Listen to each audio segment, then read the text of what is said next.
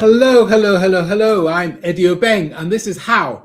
Daily, I bring you a different way to look at the world, but not just as an idea, but to help you figure out how to make the world change, how to get stuff done.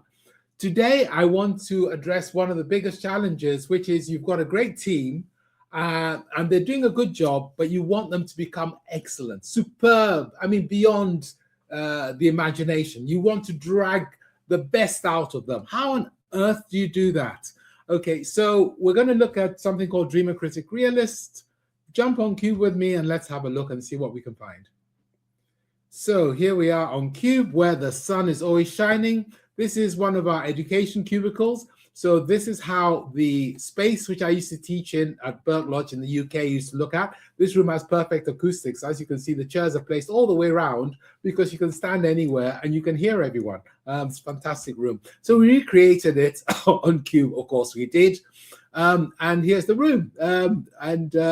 Let's have a look. There you go. Almost as nice, no beams. But as we're on Cube, as you can see, the sun is always shining, blue skies.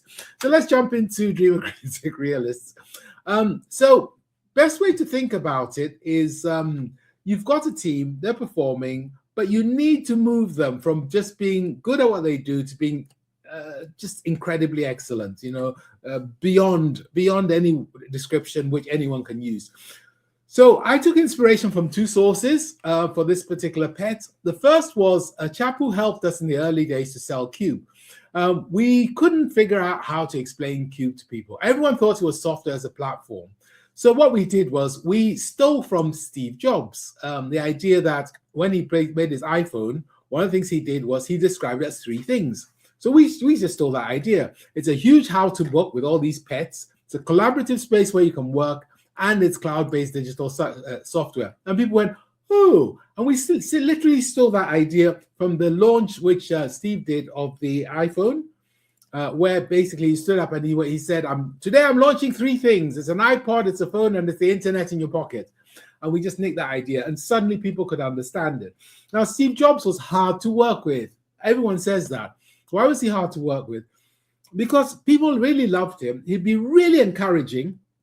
And then after he'd be really encouraging, some stage he'd be really obnoxious. And then at another stage, he'd be really positive and practical. And they couldn't figure him out. And people did struggle to work with him.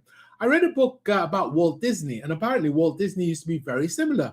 So what would happen was that Walt Disney would start off by saying, hey, we want some amazing things for Mickey Mouse. Steve Jobs the same. We want to be able to break the way the world works and everything else. You'll see that from a lot of these top innovators. Basically, they would encourage you to dream. They say, come up with anything. I'm open for everything. So you go off with your ideas and you come back really excited. We could do this, we could do that, you say. At which point they turn into this horrible person and says, that's rubbish. That would never work. That's stupid. You haven't thought that one through. How about you have another go with that? That doesn't make sense. It doesn't work. And you go away really miserable. It's so horrible to me. It was so nice before. And then you come back with your other ideas and go, right. So what we need to do is we need to get somebody on here. We need to get some money for that. And they then convert into Realist. And from the book, The Making of Walt Disney, it was quite clear. He was running through 3 steps when he interacted with people. He'd make them dream, then he'd break all the holes in the dreams, then he'd work with them to create something realistic. This concept of dreamer, critic, realist is what I want to share with you as a way of getting people to become excellent, because it's not necessarily the most pleasant journey, but it's a journey which means they'll do something amazing. And after all, we know from other pets like breakthrough teams that the most pleasant journey is not always one which leads to anything which is any good.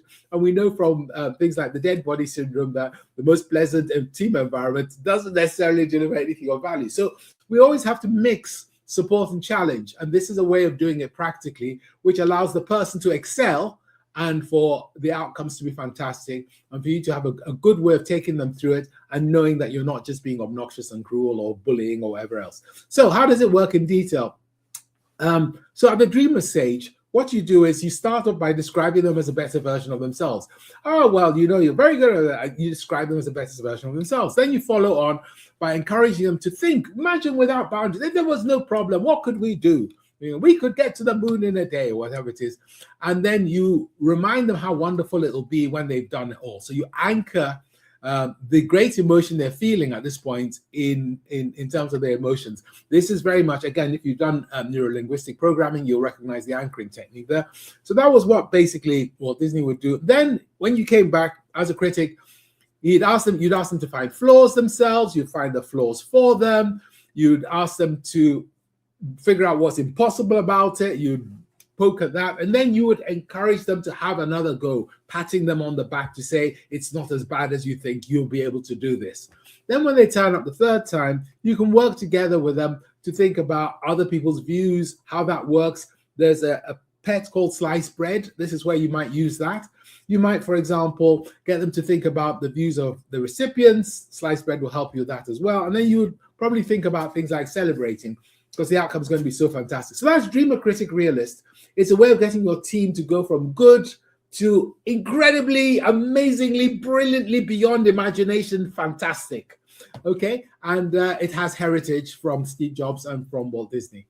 I've been Eddie Obeng. There's always a quick link, and there's always a newsletter to subscribe to. And the newsletter comes out on Sundays, and you can spend your whole Sunday reading it and digesting it. It has interesting articles, it has news, and it has lots and lots and lots of quick videos. Have a great day.